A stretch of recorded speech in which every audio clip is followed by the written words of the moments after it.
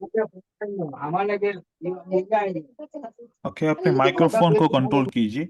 जो दूसरी आवाज आ रही है, या फिर जब आपको बात नहीं करनी तो अपने माइक्रोफोन को ऑफ कीजिए, म्यूट कीजिए।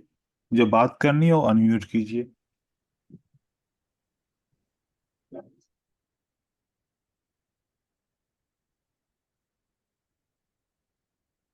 जब हम कैंडलस्टिक को रीड करते हैं तो कैंडलस्टिक प्राइस को डिस्क्लोज करती है और टाइम फ्रेम को डिस्क्लोज करती है।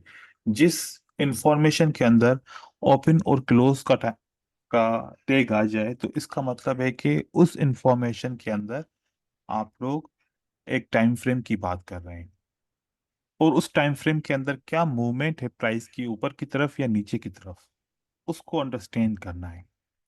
ये इंफॉर्मेशन मोस्टली हर एक ट्रेडर जानता है, क्योंकि जब वो इस फील्ड में आता है तो सबसे पहले कैंडलस्टिक को ही रीड करता है कि एक कैंडलस्टिक 1 मिनट की या उससे ज्यादा टाइम फ्रेम की, उसमें ओपन क्लोज लो हाई होता है। लेकिन इससे हम प्रेडिक्शन नहीं कर सकते। प्रेडिक्शन करने के लिए हमें कुछ और भी इंफॉर्मेशन चाहिए जो बहुत इंपॉर्टेंट है। जैसे हमारे पास एक ग्रीन कलर की कैंडल है जिसको बुलिश कैंडल कहते हैं। इसमें और रेड कलर की कैंडल में क्या फर्क होता है? ओपन और क्लोज का। हाई और लो तो बराबर होता है, एक जैसा होता है, एक जैसा दिखता है। लेकिन चलन बड़ा ओपन से और क्लोज डिफरेंट होता है। ठीक है। अब यहाँ पर हम जो इंटरप्रेट करेंगे वो सबसे ज्यादा फोकस करेंगे हम कैंडलस्टिक के विक्स को। एक ये विक है, एक ये है, और एक ये है, एक ये है। इन विक्स को अंडरस्टैंड करेंगे, इसके अंदर इंफॉर्मेशन है। आप लोग मेरे साथ ताउन करेंगे, और जो चीज पूछूंगा तो आप लोग मेरे साथ साथ जवाब भी देंगे। तो देखिए कि जब कैंडलस्टिक ओपन होती है, ओपन होते ही प्राइस अगर नीचे आना चाहे तो ओपन होने के फौरन बाद नीचे की तरफ आ सकती है प्राइस। ये मूवमेंट होती है प्राइस की। और अगर बुलिश कैंडल बननी है तो बायर यहां पर कैंडलस्टिक को ऊपर की तरफ पुश करके जाएंगे। अब पुश करके ऊपर जाके फिर वापस नीचे भी आ सकते हैं, लेकिन अगर पुश करके ऊपर भी लेके जा सकते हैं। फॉर एग्जाम्पल सेलर की मूवमेंट को बायर ने पुश कर दिया, ऊपर की तरफ लेके गए, तो यहां पर अब सेलर का रोल क्या रहा? आपकी नजर में क्या समझते हैं कि सेलर अब यहां पर एक्टिव हैं, सेलर फेल हो चुके हैं, या सेलर का प्रेशर अब तो भी फेल हो मौजूद है? चुके हैं। ओके, फेल हो चुके हैं। फेल हो चुके। फेल होने से फायदा किसको होता है? अगर बायर की बाय मूवमेंट में सेलर फेल हो जाए तो किसको फायदा होता है? बायर को। बायर को फायदा होता है। तो जो नीचे का विक आ गया किसी भी कैंडल के अंदर, जो बुलिश की कैंडल हो, मतलब एक ये कैंडल है, इसके नीचे ये विक है, ये कैंडल है, इसके नीचे है, ये कैंडल है, इसके नीचे है। इन सारे नीचे वाले विक्स का क्या मतलब निकलेगा? कि तो इसके ये सब अंदर बायर से। Buyer got the higher pressure than seller. Buyer got the higher pressure than seller. Nice. सब बायर्स ओके, बायर्स ने मतलब सेलर को सेलर्स खा लिए। बायर्स ने Buyer को सेलर्स को profit खा मतलब लिया। सेलर्स ओके, सेलर्स ने प्रेशर मतलब आने की कोशिश करी थी लेकिन वो आ नहीं पाए। बायर्स ने कवर कर लिया उनको। कवर कर लिया। तो देखो कि यहाँ पर क्या होता है, जैसे सपोर्ट बिकम रेजिस्टेंस होता है, रेजिस्टेंस बिकम सपोर्ट हो जाता है। जो सेलर की जगह को बायर कंट्रोल कर ले तो वो एरिया बायर का बन जाता है। अगर सेलर बायर के एरिया को कवर कर ले तो वो एरिया सेलर का बन जाता है। तो यहाँ पर सेलर आया और बायर ने उसको क्या कर दिया? कवर कर दिया। तो ये पूरा एरिया किसका बन गया? बायर का। Buyer it means that is the demand area. That is a demand demand area. Area. अब कभी कभार क्या होता है, आप लोगों ने ऑब्जर्व किया होगा कि एक एक बुलिश इंगल्फिंग, उसके ऊपर कोई भी रेजिस्टेंस नहीं है। एक बुलिश इंगल्फिंग, उसके ऊपर कोई भी रेजिस्टेंस लेवल, नहीं है। नहीं है। फिर भी रेड कैंडल क्यों आती है?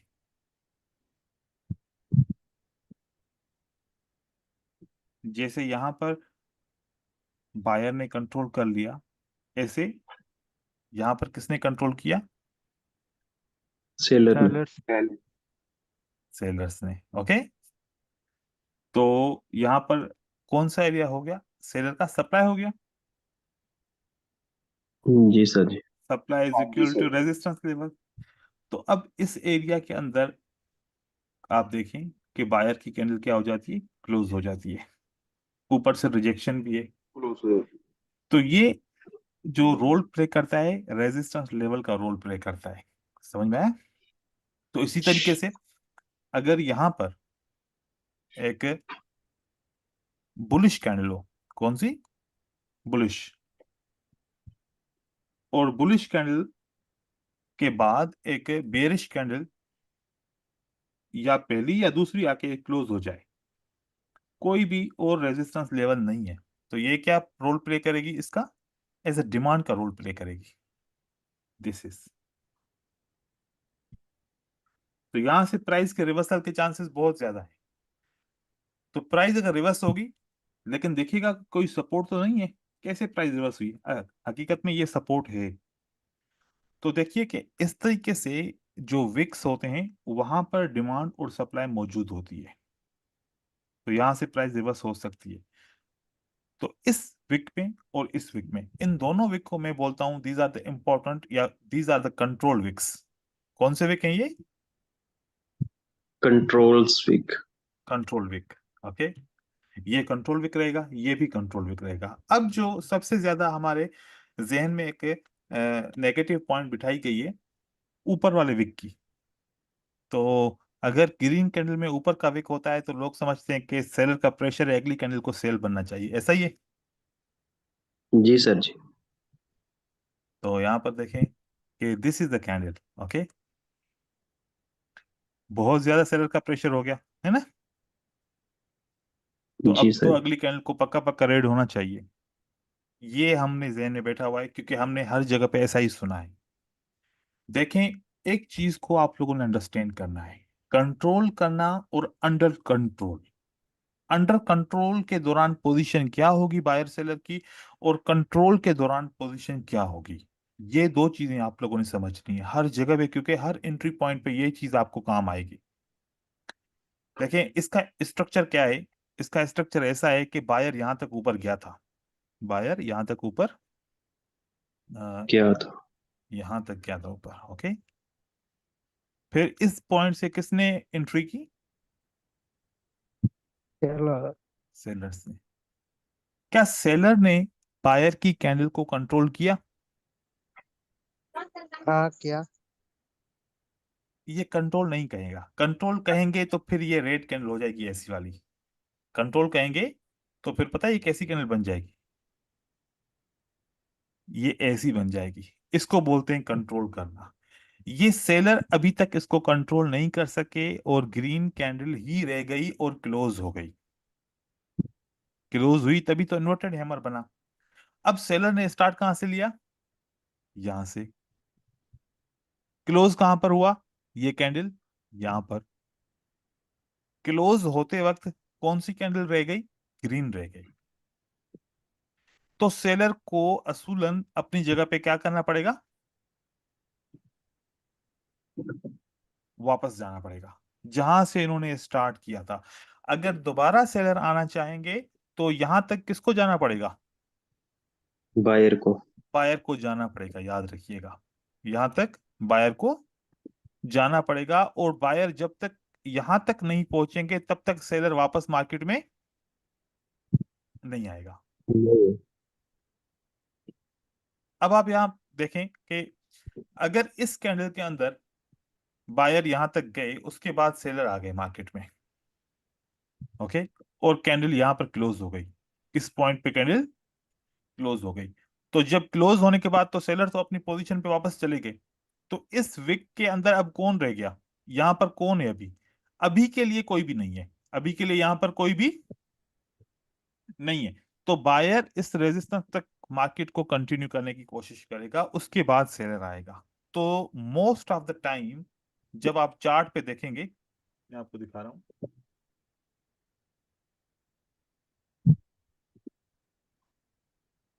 ये जो विक्स होते हैं देखिए यहां पर, इस विक को सेलर ने कंट्रोल किया, जब यहां पर पहुंचा तो कौन आया, दोबारा बायर आया।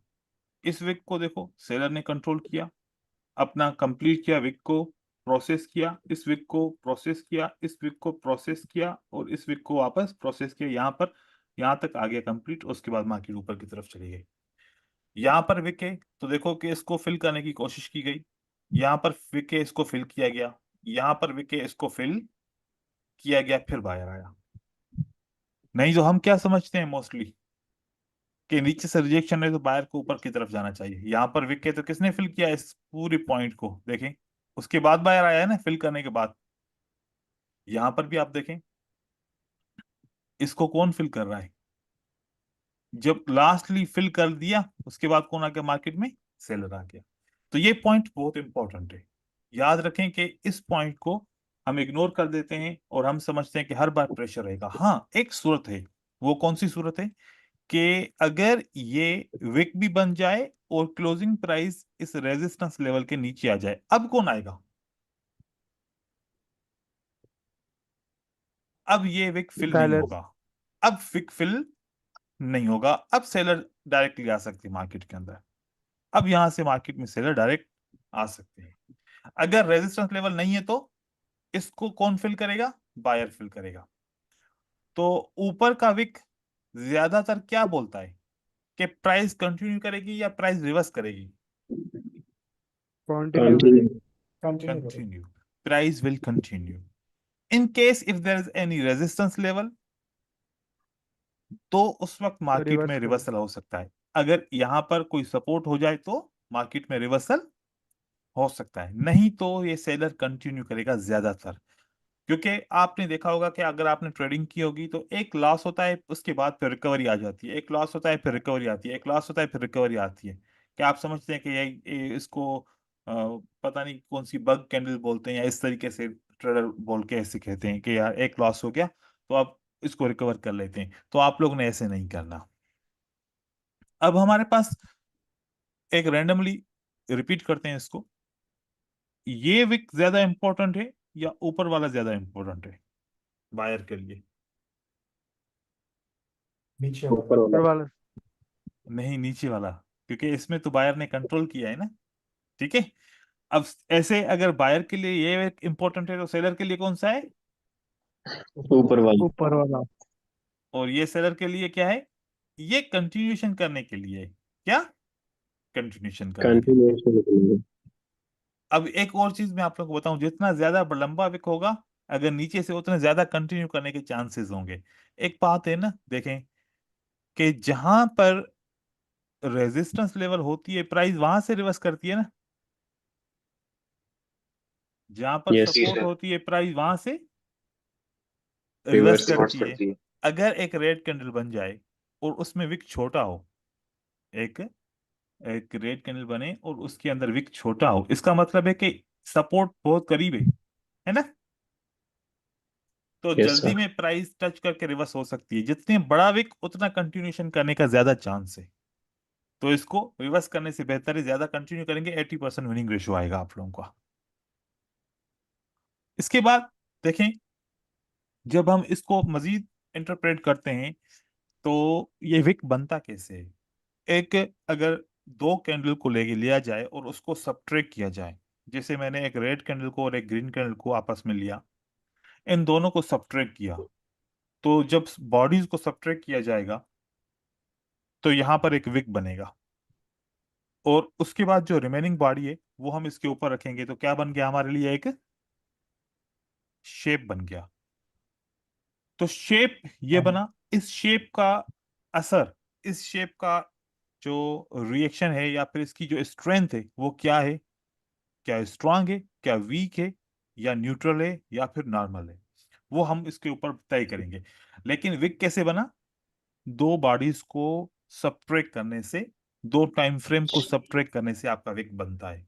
तो हम ज्यादातर जो 1 मिनट की कैंडलस्टिक यूज करते हैं उसमें हम 5 सेकंड की कैंडल्स को सब्ट्रैक्ट करके 1 मिनट की कैंडल बनाते हैं, और ऐसे फिर 5 मिनट की कैंडल बनती है तो उसमें 1 मिनट की 5 कैंडल को सब्ट्रैक्ट करते हैं, ऐसे करते जाते हैं और हमारा कैंडलस्टिक के टाइम फ्रेम भी बनते जाते हैं।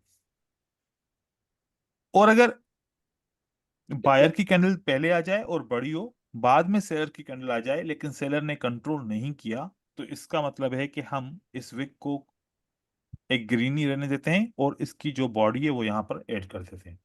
ऐसे अगर दोनों साइड से विक हो तो दोनों साइड से सेलर की एंट्री होती है, बीच में बायर की एंट्री होती है, और इनको सब्ट्रैक्ट करेंगे तो यहाँ पर इस तरीके का विक नजर आता है। अब हम यहाँ पर एक और चीज को आइडेंटिफाई करेंगे कि जो इस पे ये कैंडल है, न्यूट्रल कैंडल है, जो न्यूट्रल किस्म की जो कैंडल है, ये कैसे हो तो हम इसको वैलिड करार देंगे। अगर ये कैंडल ऐसे बने और ऊपर का विक इतना रहे और नीचे का विक इतना रहे, क्या ये वैलिड है? No sir. नो। तो न्यूट्रल की कंडीशन क्या तो है? दोनों में दोनों बराबर विक होनी चाहिए। सब वीक इक्वल बॉडी बॉडी। से बड़ी हो। न्यूट्रल की जो कंडीशन वीक है, बॉडी से बड़ी हो। विक और सब बॉडी बराबर हो। से बड़ी हो लेकिन दोनों विक बराबर हो, दोनों विक हाँ यस। जी सर। बराबर हो। ऐसे में अगर इसको बड़ा कर दूं थोड़ा सा, बॉडी से बड़ी हो जाए, तो क्या फिर हम इसको न्यूट्रल मान लेंगे? नहीं नो ना, सर। क्योंकि दोनों को बराबर होना चाहिए। ऊपर का विक और बीस यस। उन्नीस का फर्क चलेगा लेकिन इससे ज्यादा फर्क नहीं चलेगा। तो अब देखें कि हमारे पास टोटल जो चार किस्म की कैंडलस्टिक किस तरीके से बनती हैं। एक होती है हमारे लिए स्ट्रॉन्ग, और दूसरी हमारे लिए होती है वीक, एक होती है हमारे लिए न्यूट्रल, और दूसरी होती है हमारे लिए नॉर्मल। ये चार कैटेगरीज हैं जो आपको हर चार्ट में मिलेंगी। एक और कैटेगरी इसके अंदर आती है, उसको अगर हम ऐड करें तो वो हमारे लिए होती है इनडिसीशन कैंडल। आप सबने उस डोजी। इनडिसीशन कैंडल के बारे में पढ़ा होगा। ये कौन सा डोजी है? जी नाम सर। बताइए, नाम आ रहे हैं इसके? Dragon fly. Dragon fly. और ये वाला डोजी कौन सा है? लॉन्ग लेटर। Long legs. और ये वाला डोजी कौन सा है, लास्ट वाला सबसे? Four price. Fourth price. हाँ, ये डोजी स्टार है सबसे पहला। इसके बाद ड्रैगन फ्लाई, इसकी भी अपनी कहानी होती है डोजी की। और ये ग्रेवस्टोन है, और ये दोनों लॉन्ग लेज डोजीज हैं।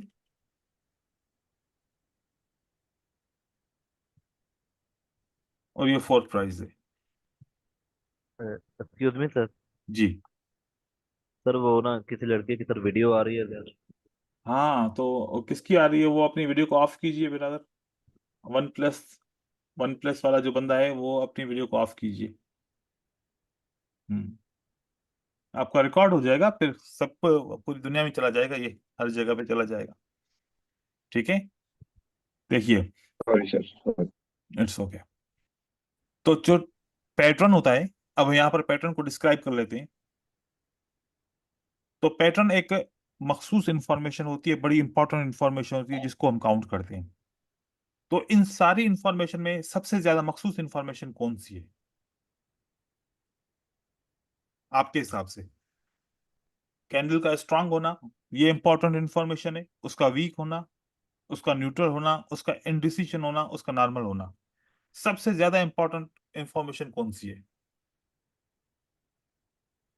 कैंडल स्ट्रॉन्ग का होना सर। स्ट्रॉन्ग होना। चलो, उसके सेकंड नंबर पे कौन सी इंफॉर्मेशन है? वीक होना। वीक होना। फिर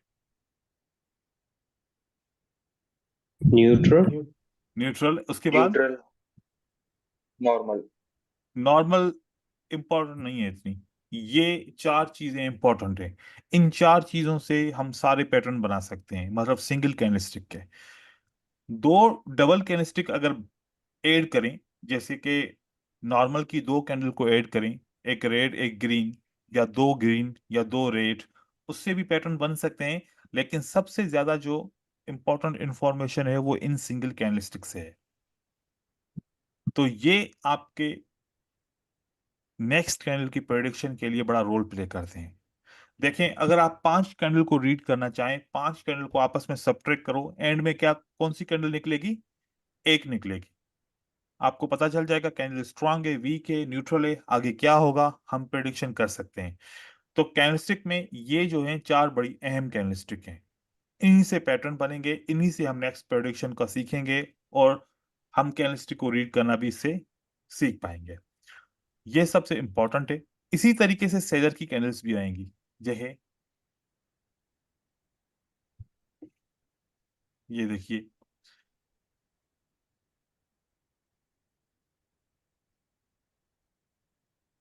सर ये किस टाइम फ्रेम में होगी सर? ये कौन सा?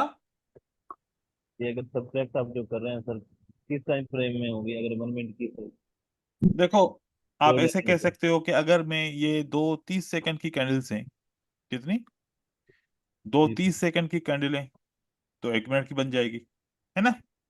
यहाँ पर भी दो 30 सेकंड की है, 1 मिनट की बन जाएगी। यहाँ पर ये तीन मैंने इसको ऐसे ही किया है, इसको हम कम से कम चार बनाएंगे, तो फिर 15-15 सेकंड की चार कैंडल, 1 मिनट की एक कैंडल बन सकती है। तो ये तीन तो कोई टाइम फ्रेम नहीं हो सकता, लेकिन यहाँ पर आपको समझाने की खातिर के ऊपर से भी रिजेक्शन है, नीचे से भी रिजेक्शन है, बीच में बड़ी कैंडल है, तो ये ऐसी कैंडल बन सकती है। तो आपके पास ऑप्शन क्या है? 5 सेकंड का, 15 सेकंड का, 30 सेकंड 30 सेकंड का, का। और 1 मिनट का। इन्हीं में से सारी कैंडल्स को आप बना सकते हो। चाहे एक दिन की भी कैंडल बनाना चाहो ना, वो भी इनसे बन सकती है। चाहे 4 घंटे की कैंडल हो, 1 घंटे की कैंडल हो, मतलब। लेकिन इससे भी बेसिक टाइम होता है जो हमें दिखता नहीं है, जो हमें कोई भी चार्ट प्रोवाइड नहीं करता। वो कौन सी कैंडल है? 1 सेकंड की स्टार्टिंग कैंडल कौन सी है? 1 सेकंड की। ये कोई भी प्रोवाइड नहीं कर पाता। अगर कोई करता है तो मिनिमम 5 सेकंड की कैंडल प्रोवाइड करता है। ठीक है। तो हमने यहां पर जो सबसे इंपॉर्टेंट जो सीखना है और कैंडलस्टिक के चार्ट में जो ढूंढना है, वो ये चार चीजें हमने ढूंढनी है। देखिए, अगर एक चार्ट के अंदर आप स्ट्रॉन्ग, नॉर्मल, वीक और न्यूट्रल कैंडल को आइडेंटिफाई कर पाते हैं, इट मींस दैट कि कैंडलस्टिक का जो रेंजेस का जो टॉपिक है, ये आपका क्लियर है। चार्ट के अंदर उस एक कैंडल के विक को अंडरस्टैंड करना, उसके बॉडी को अंडरस्टैंड करना, और उसको ये समझना कि ये स्ट्रांग में आती है, नॉर्मल में आती है, या वीक में आती है, ये पैटर्न है या नॉर्मल कैंडल है, ये समझ लेते हैं अगर आप, तो ये बेसिक पार्ट है, ये क्लियर हो आपका। तो आपने सबने क्या करना है? चार्ट को ओपन करना है, कम से कम 20 से 25 कैंडल को रीड करें, ये जिसमें सारी कैंडल्स क्लियर हो जाएं। आपको लगे कि ऐसी कोई भी एक कैंडल नहीं है जो मुझे समझ में नहीं आ रही। अगर सब आ रही है समझ में, तो ये लेसन आपका क्लियर है। अगर नहीं, तो इसके ऊपर सबसे पहले आपको काम करना पड़ेगा। अब यहां पर अगर हम इस बॉडी का इंटरप्रिटेशन करते हैं, फॉर एग्जांपल यहां पर अगर ये 1x है इस बॉडी का, तो इसका विक कितना x है? इसके हिसाब से 2x है। इसी तरीके से अगर ये बॉडी का 1x है, तो विक कितना x है? 2x है। तो क्या अब पैटर्न्स को अंडरस्टैंड करने के लिए हमें क्या मजीद समझना पड़ेगा? चलो अभी नेक्स्ट उसमें समझते हैं। इससे पहले एक और चीज है जो आप लोगों को समझानी है, कैंडलस्टिक की सीक्वेंस। देखिए, कैंडलस्टिक का मार्केट में अपियर होना, चार्ट के अंदर अपियर होना, अगर एक कैंडल यहां पर ऐसे क्लोज हो, दूसरी उससे बड़ी हो, तो इससे क्या साबित हो जाए?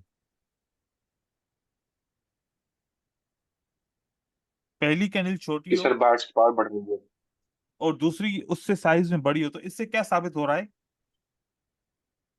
बायो सिस्टम है सर। बायर स्ट्रांग है। बायर्स थोड़ा की सा पावर बढ़ तेज रही है। बोलिएगा, थोड़ा सा तेज बोलिएगा, हाँ आवाज जी कम सर। आ रहा है।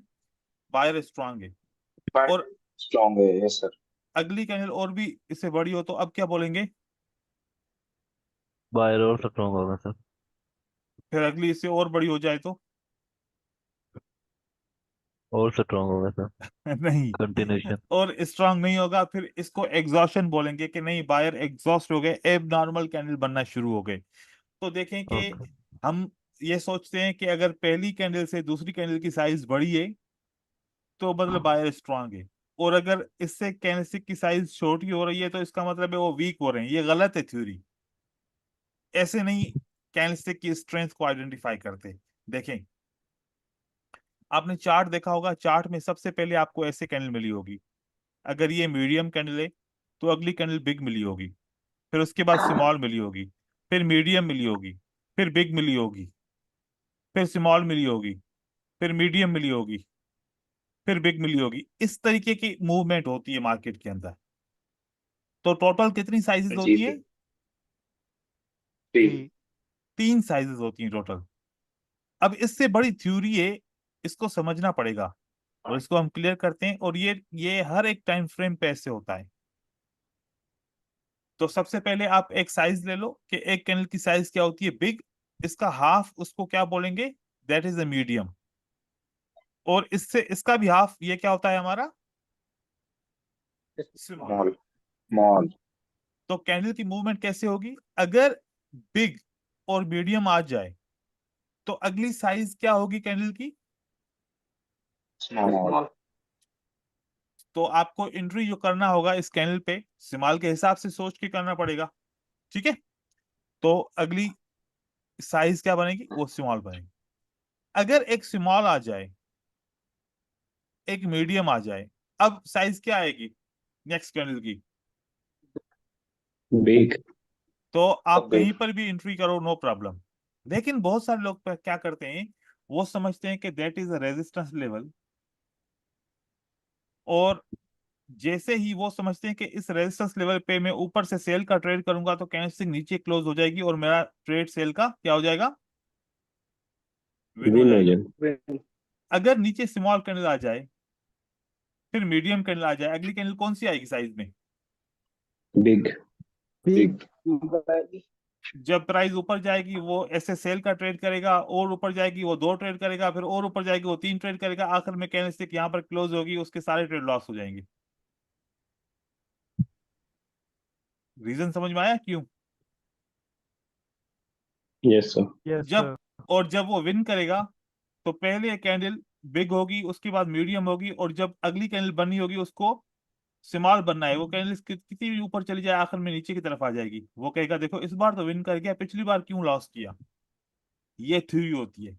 ये इसका मेन मकसद होता है कि कैंडलस्टिक की सीक्वेंस होती है, इस सीक्वेंस के हिसाब से साइज बनती है। तो जब वो लॉस करता है उसको पता नहीं होता कि बिग क्यों बनी, और जब वो विन करता है तो उसको ये पता नहीं होता। तो चलो, यहां से आपकी एंट्री पॉइंट अंडरस्टैंड हो गई। एक और चीज आपको बताऊं, साइजिंग का बड़ा प्रॉब्लम होता है जिसकी वजह से एंट्री पॉइंट से लोग लॉस करते हैं। अगर एक एक बड़ी कैंडल बन जाए साइज में, उसके बाद मीडियम बन जाए, अब अगली कैंडल साइज क्या बनेगी, स्मॉल। Small. स्मॉल बनेगी।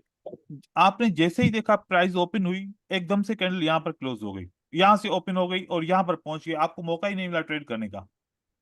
अब जिसको पता नहीं है वो बोलेगा ना कि यार मोमेंटम तो बायर का है, कैंडलस्टिक तो वैसे ही ऊपर जा रही है तो मार्केट को ऊपर जाना चाहिए। तो बोलेगा कि मैं यहीं पर ही चलो ट्रेड कर लेता हूँ, मार्केट ऊपर जाएगी, प्राइस ऊपर जाती है, वो खुश होता है, फिर वापस प्राइस आके नीचे क्लोज हो जाती है ऐसे। अब उसकी एंट्री यहाँ होती है, लॉस हो गया। Yes sir. ये प्रॉब्लम बहुत ज्यादा होता है कि यार मैंने तो सही ट्रेड किया, कैंडलस्टिक तो ग्रीन है, बस एंट्री पॉइंट का प्रॉब्लम हो गया। तो ये सीक्वेंस को समझना पड़ेगा। अब इस सीक्वेंस को अगर आप समझेंगे तो आपको most of the time chart के अंदर यही मिलेगा। आप देखें,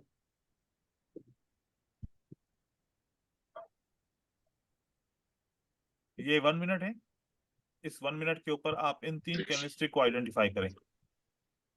वैसे तो हर जगह पे आपको मिलेगा, अगर आप इन 3 कैंडलस्टिक को आइडेंटिफाई करें, इन 3 कैंडलस्टिक को आइडेंटिफाई करें, इन 3 कैंडलस्टिक को आइडेंटिफाई करें, उसके बाद फिर एक को छोड़ के 3 को आइडेंटिफाई करें, इन 3 को आइडेंटिफाई करें,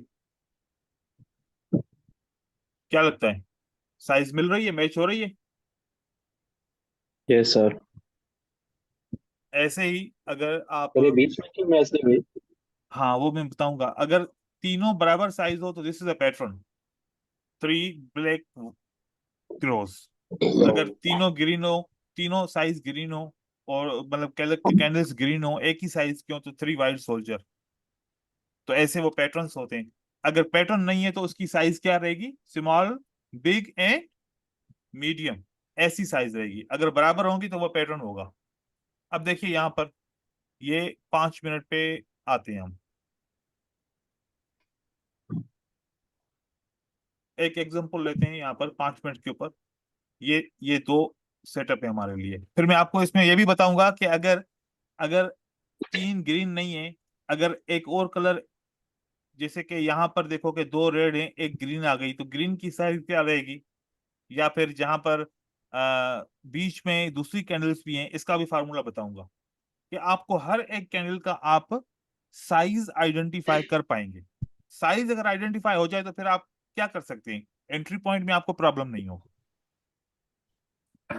जैसे यहाँ जी पर सर। देखें, बिग और स्मॉल आ गई, तो आपको पता है कि नेक्स्ट कैंडल क्या होगी साइज में, मीडियम। मीडियम। मीडियम। बिग और स्मॉल आ गई तो नेक्स्ट मीडियम होगी। तो आपकी एंट्री पॉइंट कैसे रहेगी, आपको पता होगा कि मीडियम कैंडल है तो मैं कहां पर एंटर करूंगा तो मैं ट्रेड विन कर लूंगा, मुझे कहां पर ट्रेड करना चाहिए। और जब स्मॉल की बारी होगी तो फिर क्या करेंगे, उस वक्त आप इग्नोर करेंगे ट्रेड करने से, नहीं तो ट्रेड लॉस भी हो जाएगा। अब ये कौन कौन से टाइम फ्रेम पे होता है ऐसा, 5 मिनट पे देखा, हम एक दिन पे देखते हैं, क्या यहाँ पर भी ऐसा ही है, ये देखें, यहाँ देखिए, यस सर। हर जगह पे आपको ऐसा ही मिलेगा। अब इसका मैं एक और चीज आपको बताऊं, इसकी ये कैंडलस्टिक के टाइम फ्रेम में है ना, जब वेव्स बनेगी, अगर पहली वेव बड़ी बन जाए, दूसरी मीडियम बन जाए, तीसरी कौन सी बनेगी, स्मॉल। स्मॉल। आप वेव को भी आइडेंटिफाई कर सकते हो, अगर पहली स्मॉल बन जाए, दूसरी मीडियम बन जाए, तो तीसरी क्या बनेगी, बिग। स्मॉल। हाँ, बिग। Small, medium, big. तो आपको पता है कि कितनी कैंडल ऊपर जा सकती है, मुझे अपॉर्चुनिटी मिल सकती है, नहीं, यहां पर आपको पता चल गया एंड में स्मॉल वेव है तो जल्दी से प्राइस नीचे गिरेगी वापस।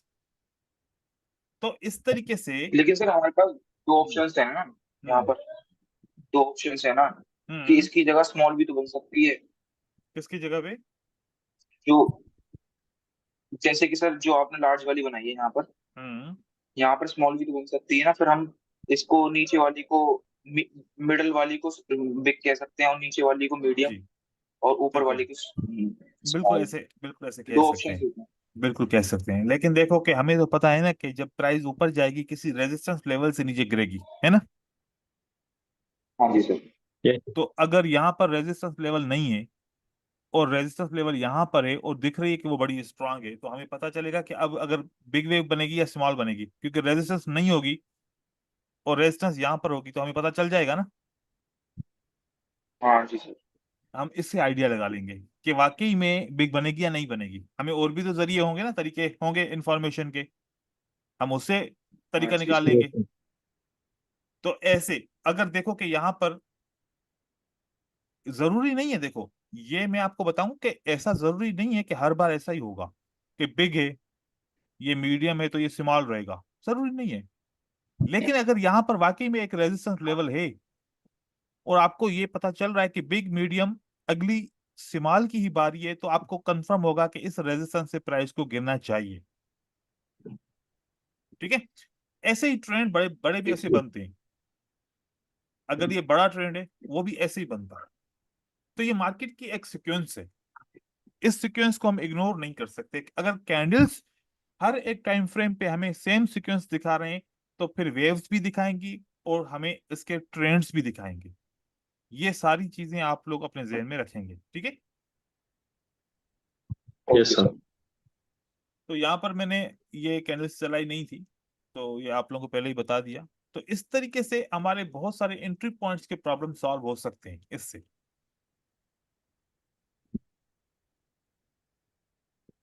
फिर हमारे जो पैटर्न्स होते हैं, हमने पैटर्न्स पे पहले पहले क्लास में डिस्कस किया था कि जो इम्पोर्टेंट इंफॉर्मेशन सर होती है, आपने वो नहीं बताया कि बीच में अगर कलर चेंज वाली कैंडल बनेगी तो उसकी साइज क्या हाँ, होगी। उसका अभी उसमें और इंफॉर्मेशन चाहिए, फिर हम समझ पाएंगे।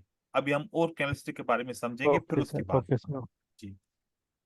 तो अभी जैसे कि हम पैटर्न की बात कर रहे थे, तो 3 किस्म के पैटर्न होते हैं, उनकी इंफॉर्मेशन क्या होती है, बताइए, कोई एक बताए, हमने पहली क्लास में डिस्कस किया था, क्योंकि उसका पैटर्न नाम ही इसी वजह से पड़ा है कि 3 इंपॉर्टेंट इंफॉर्मेशन होती है पैटर्न, इसलिए हमने सर उसको नाम दिया स्ट्रॉन्ग, वीक और neutral. Strong, weak and neutral. Very nice. तो अब आप बताइए बुलिश में कि ये कौन सी कैंडल है, इसको क्या कह सकते हैं हम, strong. Strong. Okay, hammer. Strong है। और इसको weak candle. Weak, inverted inverted hammer. Hammer. और इसको, स्पिनिंग टोन। और ये न्यूट्रल स्पिनिंग है। कैंडल। ठीक है, और ये कौन सी कैंडल है? मारुबुजू। स्ट्रांग है या वीक है या नॉर्मल है? ये स्ट्रॉन्ग। स्ट्रांग। स्ट्रॉन्ग। स्ट्रॉन्ग है। ये क्लोज क्लोज मारुबुजू। ये सारी कैंडल आपको तीन इंफॉर्मेशन दे रही है, या तो स्ट्रांग, या तो वीक, या तो न्यूट्रल। Okay, neutral.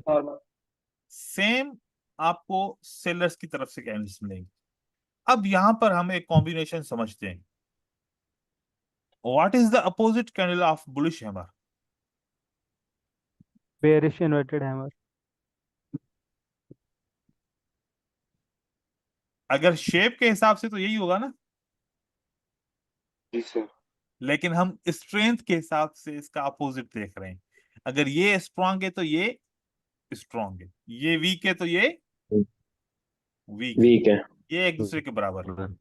अब यहां पर देखें, क्लोज मारोबोजो अगर बुलिश में है तो कहां पर विक नहीं है, ऊपर विक ऊपर। नहीं है।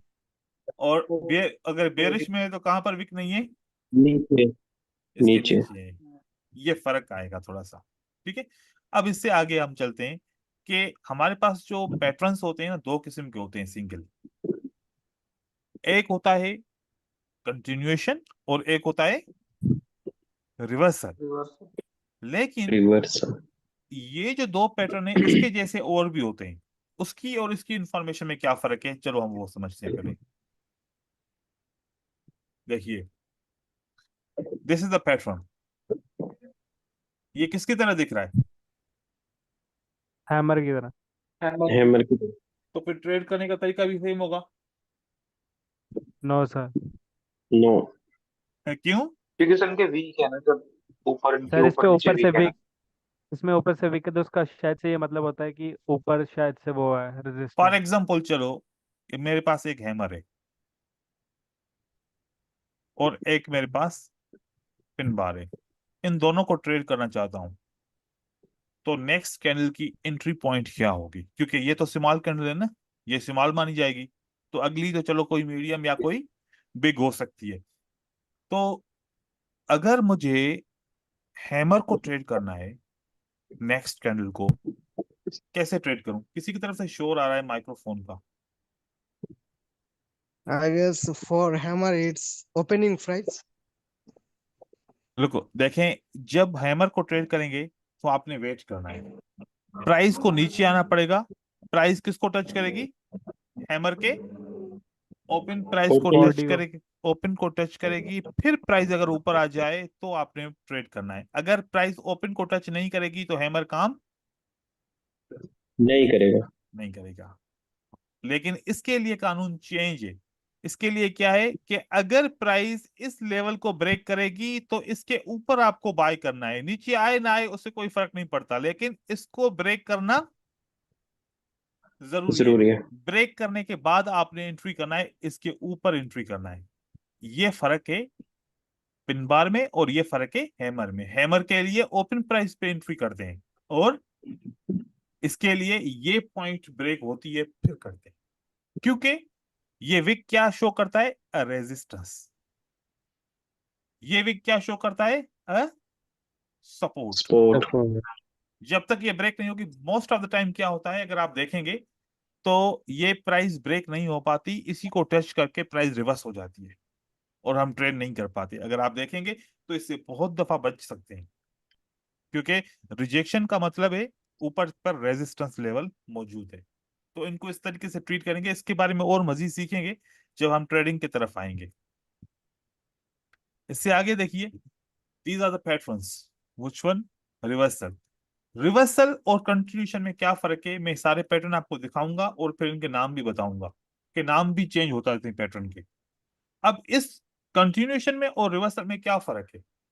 हालांकि हैमर तो वही हैमर है, यहाँ पर रेड के बाद आ रहा है, वहां पर ग्रीन के बाद आ रहा है, तो नाम क्यों चेंज कर रहे हैं हम? क्या वजह है? सर रिवर्सल में अलग कैंडल है और कंटिन्यूएशन में सेम कैंडल है। कोई और बताए? सर आपने पहले बताया था जो विग छोड़ रखी है तो पहले मार्केट वहां तक जाएगी।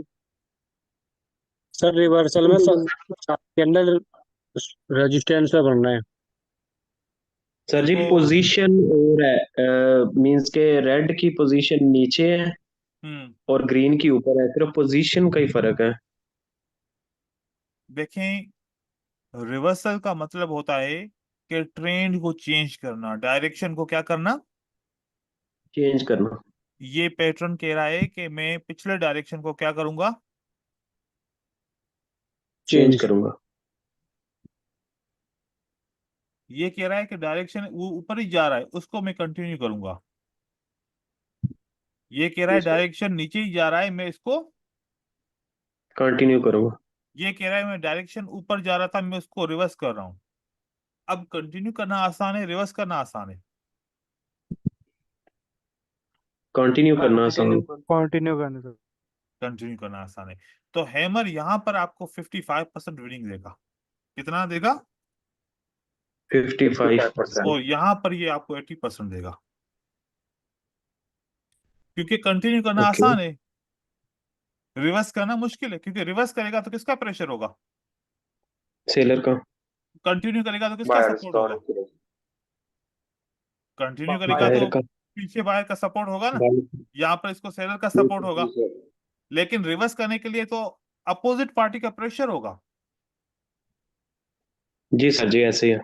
तो जब भी किसी पैटर्न को, मैंने क्यों कहा, अब वो कृष्णा अगर बात को समझे कि मैंने बोला कि डायरेक्शनल पैटर्न को ट्रेड करो, क्योंकि ट्रेंड की क्या होगी, सपोर्ट होगी। और अगर आप किसी भी पैटर्न को अपोजिट ट्रेड करोगे तो ट्रेंड की सपोर्ट नहीं होगी, उल्टा पिछले ट्रेंड का प्रेशर होगा।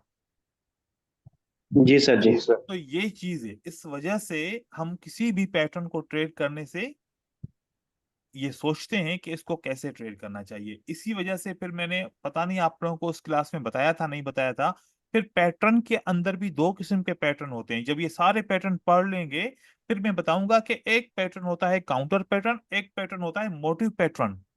मतलब हैमर जहां पर ये देखो आ रहा है ना, ये हैमर एक, बताया था सर, बताया। हाँ, तो पता नहीं हम ये देखें कि ये हैमर काउंटर है या मोटिव है, काउंटर है सर जी। अभी पता नहीं है ना। अभी तो एक यस कैंडल सर, है ना यस इसके सर। सामने, अभी इसके सामने एक यस। कैंडल है, ठीक है।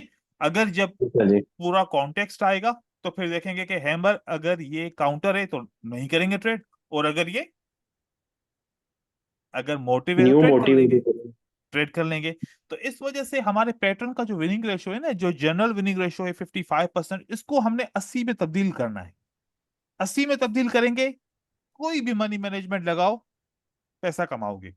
अगर नहीं तो फिर 55 पे नहीं बन सकता, ठीक है। तो अब यहां पर एक और चीज बताऊं, इसका नाम क्या है और इसका नाम क्या है, इसका नाम क्या है और इसका नाम क्या है,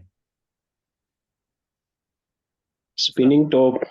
इसका शूटिंग नाम बताएं। स्टार। नहीं, इसका नाम बताएं। Hanging man. Hanging man. Hanging man. और यहां पर क्या है नाम इसका? Invert. Inverted hammer. No, hammer. Hammer है sir, hammer. Bearish bearish hammer, hammer. यहाँ पर बेयरिश बेरिश, हैमर, हाँ, बेरिश। और यहाँ पर हैंगिंग मैन, ओके। और हैंगिंग। यहाँ पर इन्वर्टेड है, ये शूटिंग स्टार, और यहाँ पर इन्वर्टेड हैमर। Inverted hammer. यहाँ पर स्पिनिंग टॉप और यहाँ पर स्पिनिंग बॉटम। बॉटम। देखो नाम ऐसे चेंज हो जाएंगे पैटर्न के, ये स्पिनिंग बॉटम और ये स्पिनिंग टॉप। टॉप। ये हैमर, ये भी हैमर, ये इन्वर्टेड हैमर और ये भी इन्वर्टेड हैमर। इन्वर्टेड। बस यही फर्क है, ठीक है। अब आगे चलें तो डबल कैंडलस्टिक पैटर्न, अब नॉर्मल कैंडल से डबल कैंडलस्टिक पैटर्न, लेकिन बनेगा क्या, जब सबट्रैक्ट करेंगे तो बनेगा क्या, वही सिंगल बनेगा। सिंगल, देखिए, सिंगल बैट। हाँ, वो हम एंड में सबट्रैक्ट करेंगे, ठीक है। देखिए, अब अगर एक बियरिश कैंडल को एक बुलिश कैंडल कंट्रोल करे, पहले तो एक यहां पर एक चीज समझेंगे, what is the spread and what is the range.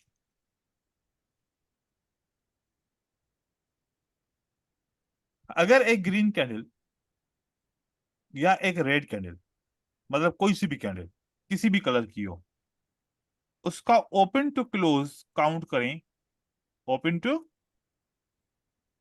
Close. That is called the spread of the candle. अगर कोई बोले कि कैंडलस्टिक का spread, it means he is talking about the open to close. Close. अगर कोई बोले कि range of the candlestick, it means he is talking about the low to high. High, means he is not talking about the body, he is talking about the low to high. तो अब जब भी किसी pattern को major करते हैं तो हम स्प्रेड को मेजर करते हैं। किसको? स्प्रेड को। Spread. So which is the big candle in the bullish engulfing? Green. green one. Green. So we will measure the 50% of the green candle, and we will check that the red candle is bigger or smaller than the 50%. So now the red candle is bigger. तो Bigger. इसका Yes, मतलब है sir. कि ये bullish engulfing है। और अगर red candle smaller है तो Outside bar. इन दोनों में ये फर्क है। हालांकि दोनों इंगल्फ कर रहे हैं, दोनों कवर कर रहे हैं, लेकिन फर्क क्या है? द 50%। 50%. Yes, sir. लेकिन आउटसाइड बार में एक और फर्क है, means it must be less than 50% and greater than 25%। नहीं तो फिर बाजों का तो आपको ऐसा पैटर्न भी मिलेगा, क्या करेंगे फिर? जैसे कि ऐसे मिले, ओके, और फिर ग्रीन कैंडल आपको मिल जाए ऐसे। क्या ये पैटर्न है? No, this is not a pattern. 50 and then this is 25। 25. 25 से भी कम, फिर ये पैटर्न नहीं है। इसको पैटर्न काउंट करेंगे तो आप ये, this is called the exhaustion, this is called the exhaustion. Exhaustion. Exhaustion. ऐसा नहीं होना चाहिए। मतलब फिर ये 50% और 25% की बाउंड्री होनी चाहिए। ऐसे ही जब हम तीसरा पैटर्न देखेंगे तो देखो कि यहां पर क्या था, कैसे यहां पर बायर ने कंट्रोल किया, यहां पर कैसे बायर ने कंट्रोल किया, यहां पर बायर ने कैसे कंट्रोल किया या अभी अंडर कंट्रोलिंग में है, और यहां पर देखिए कैसे करते हैं। ये देखो पैटर्न को मैंने नंबर वाइज लगाया है उसकी स्ट्रेंथ एंड वीकनेस के हिसाब से। अब हम इसकी सब्ट्रैक्शन करेंगे। अगर इंगल्फिंग की सब्ट्रैक्शन करता हूं तो पता है क्या निकलता है? ये निकलता है। Hammer. अब ये हैमर से ज्यादा स्ट्रांग है या आउटसाइड बार ज्यादा स्ट्रांग है, या फिर बुलिश इंगल्फिंग ज्यादा स्ट्रांग है? क्या लगता है? Bullish engulfing. Bullish engulfing. क्योंकि ये हैमर दिख रहा है ना, ये हैमर दिख रहा है, लेकिन ये हैमर नहीं दिख रहा। ये हैमर नहीं है। हैमर के लिए बॉडी छोटी होनी चाहिए, रिजेक्शन ज्यादा होनी चाहिए, जहां पर सेलर ज्यादा फेल हुए हों। यहां पर देखो ये हैमर नहीं है। This is a strong candle but it is not a hammer. अब यहां पर आ जाए तो what is this? Which is this candle? Pin bar. Pin bar, bearish pin bar. तो अब बताओ बुलिश इंगल्फिंग, मतलब ये हैमर स्ट्रांग है या पिन बार स्ट्रांग है? Hammer. हैमर। तो ये पैटर्न दिखने में पियर्सिंग लाइन कितना लग रहा है कि बुलिश पैटर्न है, लेकिन जब इसको सब्ट्रैक्ट करेंगे तो ये असल में क्या है? ये पिन बार है। Bearish. 3 बार है। और इनसाइड बार क्या है? ये है। और ये बुलिश हरामी सेम पिन बार है। नीचे वाला ऐसा हम ऐसे इसको छोड़ देंगे, ऐसे काउंट करेंगे, ऊपर वाला ऐसे। This is the pin bar. तो पैटर्न अंदर से ऐसे होते हैं, चाहे 3 कैंडल के हों, चाहे 4 कैंडल के हों, चाहे 5 कैंडल के हों, जितनी भी कैंडल के पैटर्न बने उससे कोई भी फर्क नहीं पड़ता। लेकिन वो बनना क्या है? उसको सिंगल कैंडल बनना है।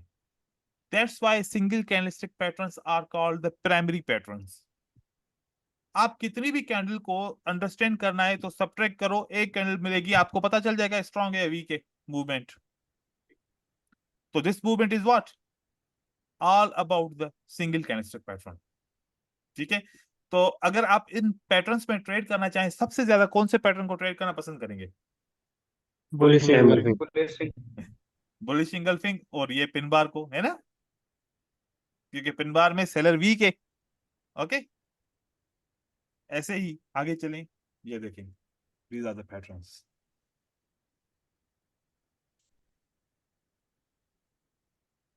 अब ये देखें, ये जितने भी पैटर्न है इन सब का विनिंग रेशियो क्या है? कि पैटर्न को देखा, अगली कैंडल को ट्रेड किया, what is winning ratio? 55%। 55% overlap. Counter pattern का विनिंग रेशियो क्या है? 55%। 55। मोटिव पैटर्न का विनिंग रेशियो क्या है? 85। 85%। हमने क्या करना है? हमने हमने सबसे पहले मोटिव में। मोटिव को फोकस करना है।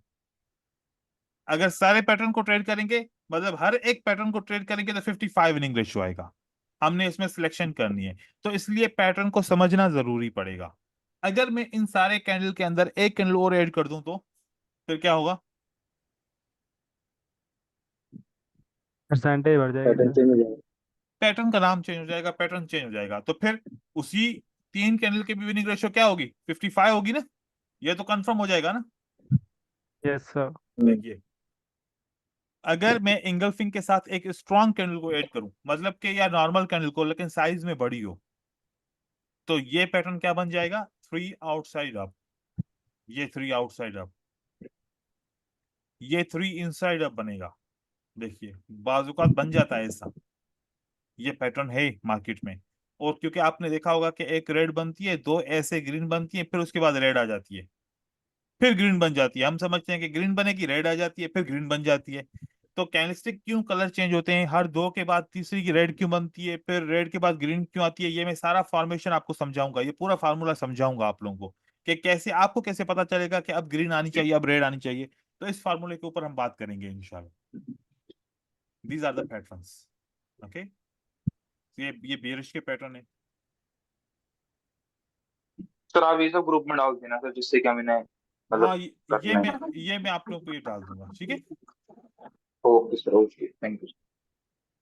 अब यहाँ पर आप लोगों ने जो काम करना है ना, जो मुझे करके दिखाना है, वो ये करके जी सर। दिखाना है कि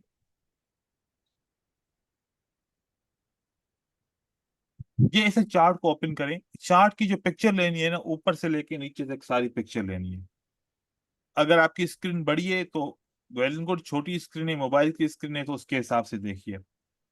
अब देखें, आपने जो इंपॉर्टेंट चीज है उनको हाईलाइट करना है। जैसे मैंने हाईलाइट किया कि इस कैंडल का इस कैंडल के साथ कनेक्शन है, this spinning candle is called the continuation, it is called continuation the continuation. It is continue. Called the continuation. Continue. ठीक है, तो आपने ये आइडेंटिफाई कर लिया। अगर आपको आइडेंटिफाई करने आ रहा है, इट मींस यू नो। अगर नहीं आ रहा तो फिर तो प्रॉब्लम है ना, फिर सीखना पड़ेगा। अब if I just identify this pattern, what is this pattern? 3 outside bar और 3 inside. Inside up. 3 3 side up. Inside up, 3 inside up. Up. क्या मैं इसको बोल सकता हूँ 3 outside down? No no sir. Sir. No sir. वाह, क्यों मैं नहीं बोल सकता इसको? सर वो ग्रीन कैंडल क्योंकि सर 25 बॉडी से भी तो कम है। 50% से कम है। Very nice. अदरवाइज हम इसमें मिस्टेक कर जाते। ठीक है ना? तो ये इसका प्रॉब्लम है, ये इसका प्रॉब्लम है। आपने इसको आइडेंटिफाई कर लिया। अब यहाँ पर आप मुझे बताओ, कोई भी रेजिस्टेंस सपोर्ट लेवल नहीं थी, यहाँ पर ग्रीन कैंडल क्यों आ गई इस बेयरिश इंगल्फिंग के बाद? रिट्रेसमेंट। सर वो विक से नीचे है। अभी आप पढ़ के आए थे ना कि कंट्रोल में क्या हुआ? सर अभी आपने क्या पढ़ा था? कंट्रोल में क्या हुआ? सपोर्ट। Yes sir. तो इसी सपोर्ट की वजह से बायर आ गए। इसी सपोर्ट की वजह से कौन आया? बायर। बायर। बायर। इस अगर रेजिस्टेंस सर की। सर ग्रीन कैंडल फुल होती तो मतलब सेलर्स आ जाते वहां पर। बिल्कुल। अब ये देखो, ये बुलिश इंगल्फिंग क्यों फेल हुई? Do you understood? Because of this reason. यहां पर बायर क्यों आए? Because of this demand. This demand zone. इस तरीके से देखो, यहां पर क्या हुआ? यहां पर तो इसने ब्रेक कर दिया ना, लेकिन क्या यस इसको सर। ब्रेक कर पाया? नहीं। नो। तो बायर आ गया वापस, बायर वापस आ गया। तो ये भी इसका भी रोल है। सारी चीजों को ऑब्जर्व कीजिएगा, जो पढ़ा है उसको आइडेंटिफाई कीजिएगा। दिखाने की जरूरत नहीं है, अगर आप लोग दिखाना चाहें तो एक पिक्चर, दो पिक्चर बना के उसके अंदर हाईलाइट कीजिएगा कि this is the this pattern, this is the that pattern, और ये वीक कैंडल है, ये स्ट्रॉन्ग कैंडल है, ये सीक्वेंस है, ये कंट्रोल वीक की सपोर्ट है, ये रेजिस्टेंस है, यहाँ पर कंटिन्यूशन साइन है, यहाँ पर ये पैटर्न है। अगर समझ में आ रहा है तो सारी चीजें आप इस तरीके से मुझे शो भी करा सकते हैं, मुझे पर्सनल भी भेज सकते हैं, ग्रुप में भी भेज सकते हैं, और एक दूसरे से अगर समझ में ना आए तो पूछ भी सकते हैं। तो आज की क्लास यहाँ तक रखते हैं। कल की क्लास में हम कुछ और मजीद कैंडलस्टिक के बारे में सीखेंगे जो वहां पर हमारे कंटेंट में लिखा हुआ है। तो ऐसे ही एवरीडे हमारे लेसन रहेगा। आज थोड़ा सा मुझे बोलने में प्रॉब्लम हुआ है, इंशाल्लाह कल नहीं होगा, तो कल बहुत अच्छे तरीके से हम इसको कंटिन्यू करेंगे। ठीक है, कोई सवाल है तो पूछ लीजिए। सर मेरे को सर ये सेलिंग प्रेशर और ये सर बाइंग प्रेशर ये समझ नहीं आया सर। क्या क्या, दोबारा मतलब दोबारा दोबारा बोलिए।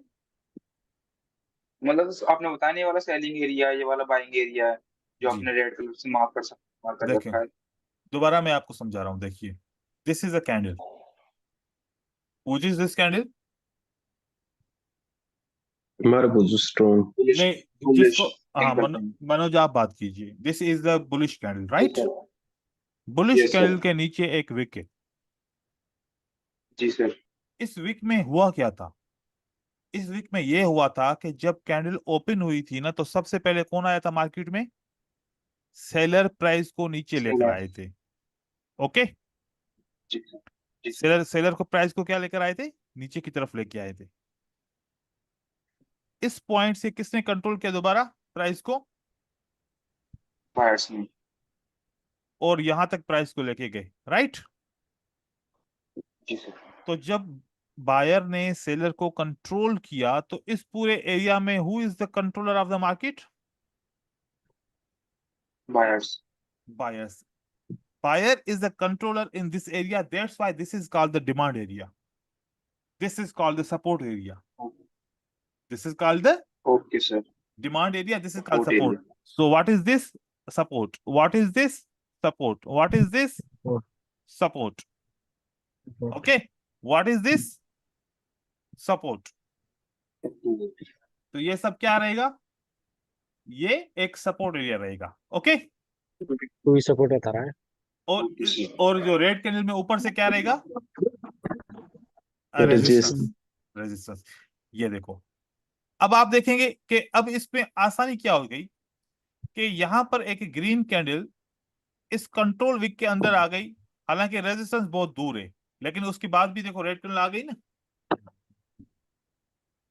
तो ये आपको इसमें एक्स्ट्रा पता चलेगा कि मार्केट कहां से रिवर्स हो सकती है, नहीं हो सकती। देखो, this is the control wick. Who close inside this wick? Buyer. Seller आ गए मार्केट में। तो ये एक चीज है, इस चीज को आपने अंडरस्टैंड करना है। ये रिजेक्शन क्यों आई? Because of this control wick. Price नीचे की तरफ आई, इसको किसने फिल किया? ये चीज सही बताइए सर। ये बायर। चीज सही बताइए रजिस्ट्रिक वाली। ओके, ऐसे हर जगह पे आपको ऐसे मिलेगा। आप लोग इसको मजीद, आप जब इसको टेस्ट करोगे तो आपको इसका भी क्लियर मिलेगा। अब यहाँ पर जब हम एसएनआर को पढ़ेंगे, अब इस विक को किसने कंट्रोल किया? सेलर ने। ओके, लेकिन दोबारा किसने कंट्रोल किया? Buyer. बायर। देन एक अगेन मिनट किसने कंट्रोल किया? Seller. सेलर ने। सेलर। तो ये बार बार शिफ्ट होता रहेगा। हम कितनी बार इसको शिफ्ट करेंगे ये भी हम सपोर्ट एंड रेजिस्टेंस में सीखेंगे। ओके, इसके अलावा किसी को सवाल है? Okay sir. Hello sir. जी जी बोलिए। अंकित बोल रहा हूँ।